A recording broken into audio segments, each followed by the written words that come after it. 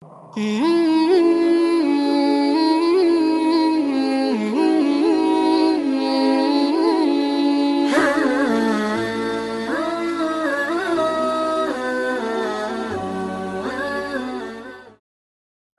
لله الذي هدانا لهذا وما كنا لنهتدي لولا أن هدانا الله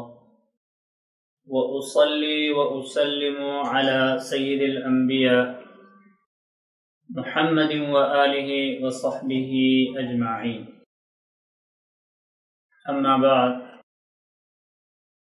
قال الله تبارك وتعالى: فلما تغشاها حملت حملا فمرت به فلما أثقلت دعوا الله ربهما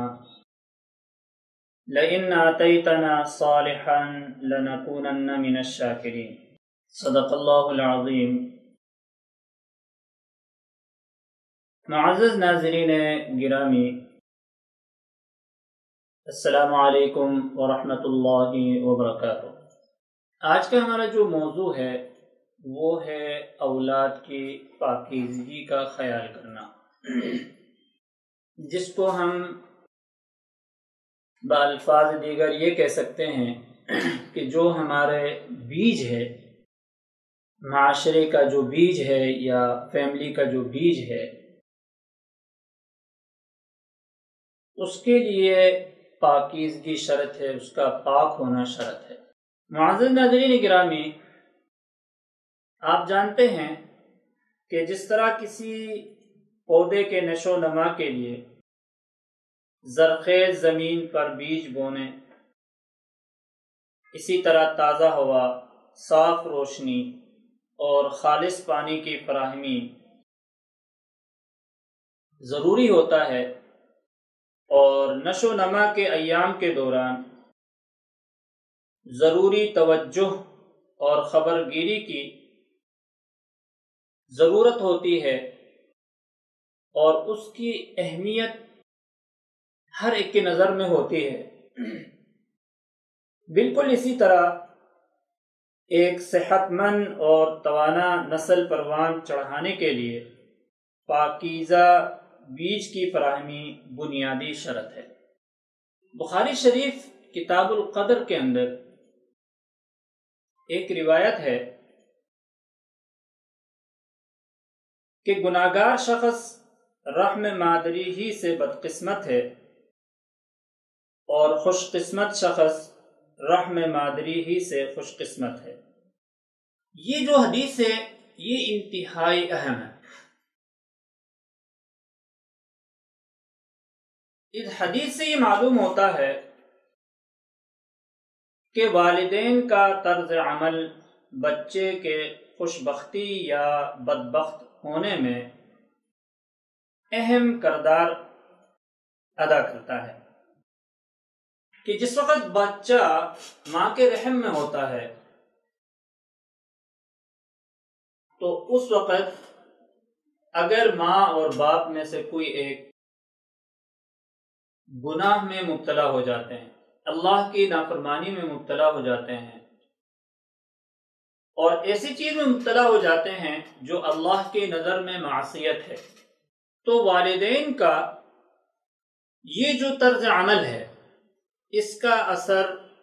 اس بچے پر پڑتا ہے جو رحم میں ہے بھی. اور والدین کے برے طرز عمل کی وجہ سے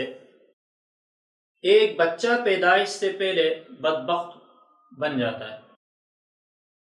اور والدین کے اچھے طرز عمل کی وجہ سے ایک بچہ نیک بخت بن کر پیدا ہوتا ہے. پتہ یہ چلا کہ والدہ خصوصی طور پر حمل کے دوران جو کام کرتی ہے، جو عمل کرتی ہے، اس کا اثر براہ راست بچے کی فطرت پر پڑتا ہے اور اس کی طبیعت پر پڑتا ہے. تو جب ہم بیج بو رہے ہوتے ہیں تو اس کی پاکیزگی کا خیال کرنا انتہائی ضروری ہے. کہ جب پاکیزہ بیج بوئیں گے اور اس کی پاکیزگی کو اسی طرح ہم برقرار رکھیں گے جب اس بیج سے درخت پیدا ہوگا تو وہ درخت بھی پاکیزہ پیدا ہوگا، اور اس پاکیزہ درخت پر لگنے والے جو پھل ہوں گے وہ بھی پاکیزہ ہوں گے۔ اگر ہم بیج بوتے وقت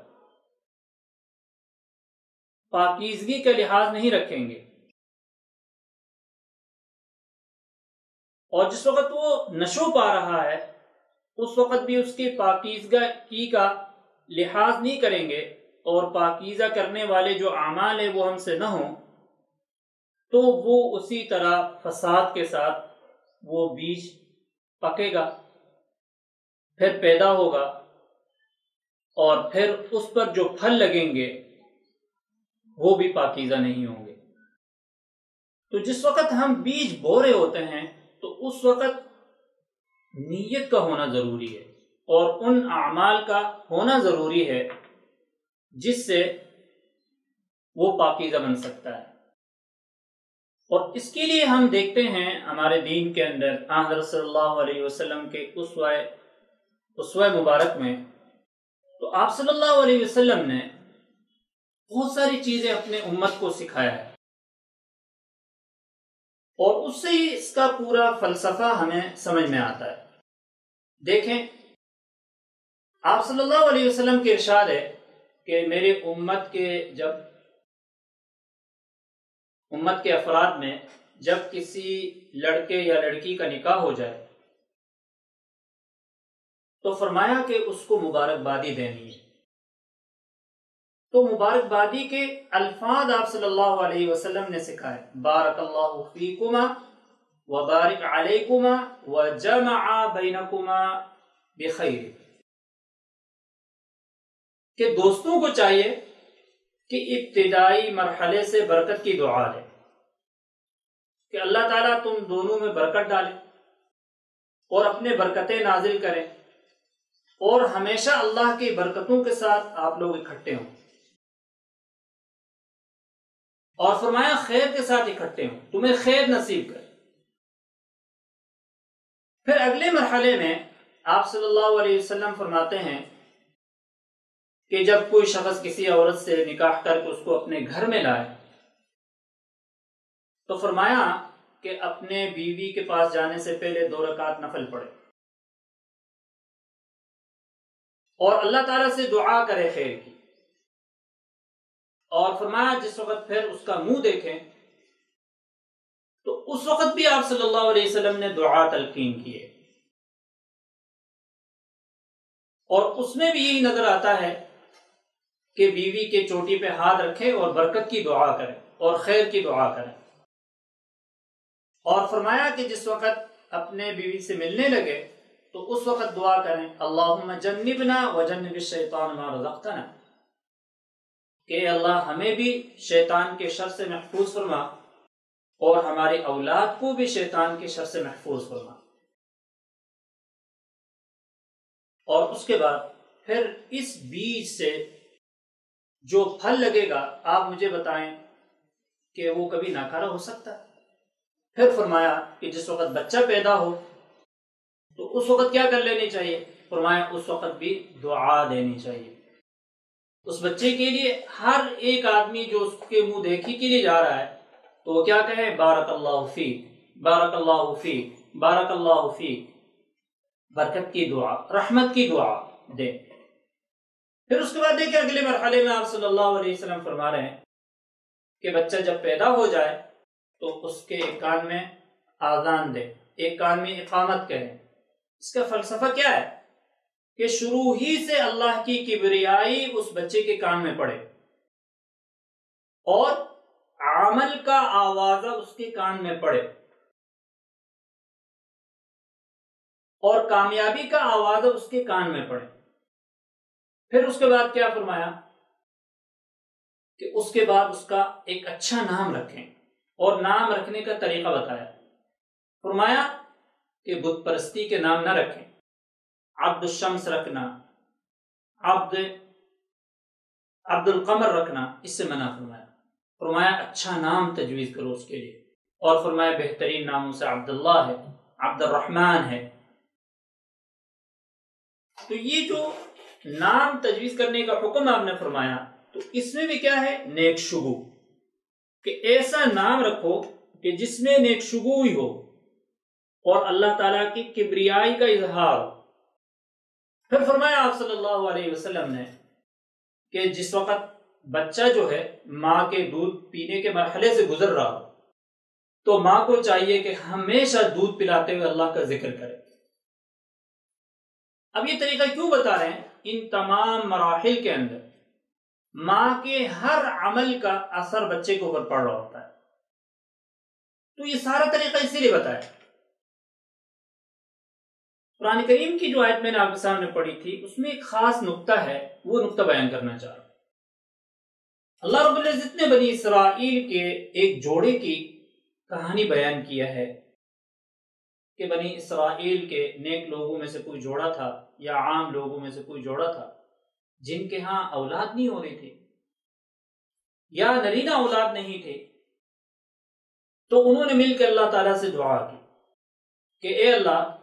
آپ ہمیں ایک نیک اولاد عطا کر دیں گے تو ہم آپ کے بہت شکر گزار بنیں گے۔ اللہ تعالیٰ نے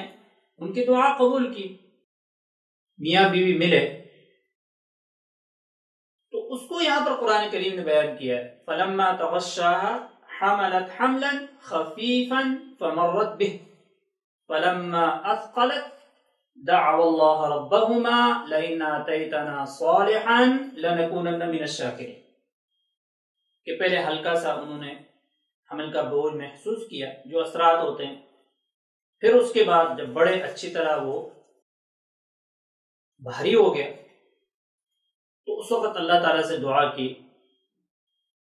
کہ اگر آپ ہمیں نیک کوئی بیٹا دیں گے تو ہم آپ کے شکر گزار ہوں گے۔ لیکن جس وقت اللہ رب العزت نے یہ بچہ ان کو دیا فَلَمَّا آتَاهُمَا صَالِحًا جَعَلَا لَهُ شُرَكَاءَ فِيمَا آتَاهُمْ،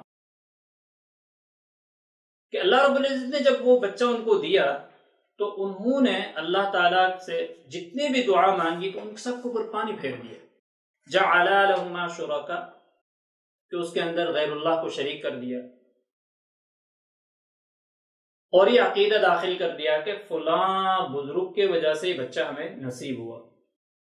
یا اس کے بچے کے پیدائش کے بعد ان سے کوئی ایسا عمل ہوا کہ جو شرک پر مبنی تھا۔ تو دیکھیں یہاں اللہ رب العزت نے ایک بات بیان کی ہے کہ اللہ تعالیٰ جو ہے نا وہ نیتوں کو دیکھتا ہے، کہ بعض مرتبہ انسان اولاد کی طلب میں بہت بھوکا ہوتا ہے اور ابتداءً اخلاص کے ساتھ مانگتا ہے، لیکن جب وہ اولاد مل جاتی ہے تو اپنے نظر کو پھیر دیتا ہے، انسان تبدیل ہو جاتا ہے۔ تو معزز ناظرین گرامی، مقصود کے حاصل ہونے کے بعد